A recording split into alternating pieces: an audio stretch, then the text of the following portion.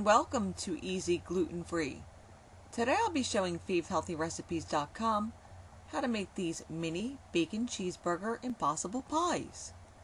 Now these cute little burger knockoffs are a take on Bisquick's Impossible Pie series that are done in a mini version. Impossible pies have been around for decades.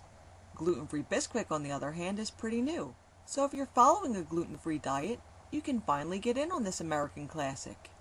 And between the smaller size, lean ground beef, and turkey bacon being used in the recipe, these won't put a huge dent in your calorie budget like some burgers might. Alright, now to make these we'll need 1 pound of 90% lean ground beef, 1 large onion diced, 2 strips of turkey bacon also diced, but be sure to check the label to make sure there's no gluten in there, 1 tablespoon of steak sauce, 2 tablespoons of ketchup, 2 ounces of low-fat grated cheddar. I have a black peppercorn variety here. 3/4 of a cup of gluten-free Bisquick, 3/4 of a cup of milk, 2 eggs, and some salt and pepper to taste. And to garnish, you'll need whatever you usually like to eat on your bacon cheeseburgers. I used grape tomatoes, pickles, ketchup, and mustard. Alright, now to make these. Preheat the oven to 375 degrees and heavily grease a standard cupcake tin with nonstick spray. In a medium skillet over a medium-high heat, crumble and saute the ground beef with some salt and pepper to taste for 2 to 3 minutes before adding the onions and bacon. Continue to saute for another 5 minutes or so, or until the meat is slightly browned and the onions are translucent. Turn off the heat and add the ketchup and steak sauce. Then stir until all the crumbled meat mixture is nicely coated.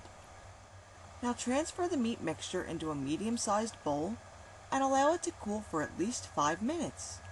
Then stir in the cheese. Now to mix the batter, simply stir together the Bisquick, milk, and eggs until well blended, but don't overmix. Now spoon just under a tablespoon of the mixture into each of the wells of the muffin tin. Now evenly divide the ground meat mixture between the 12 cups. Then evenly divide the remaining batter over the meat mixture. At this point you might be wondering if there's enough batter in each cup to even make these things. But I assure you the batter will puff up and come together during the baking process. Now bake them for 30 minutes or until the tops are golden and a toothpick inserted comes out clean. Cool them for 5 minutes, then use a small knife to completely loosen the sides.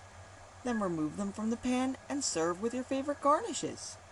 A couple of these with maybe a potato and string bean salad with a spicy mustard vinaigrette, and you've got a perfect weeknight meal. They're also a great addition to your summer get-togethers. You could even make them a day in advance. Then, straight from the fridge, you can heat them in a 350-degree oven for 10 minutes, right before the guests arrive. So I hope you'll try this one out. And if you'd like to see the recipe in print, you could always visit my blog. And for additional recipes and tips to fit in with your healthy lifestyle, visit my friends at FaveHealthyRecipes.com. See you again soon!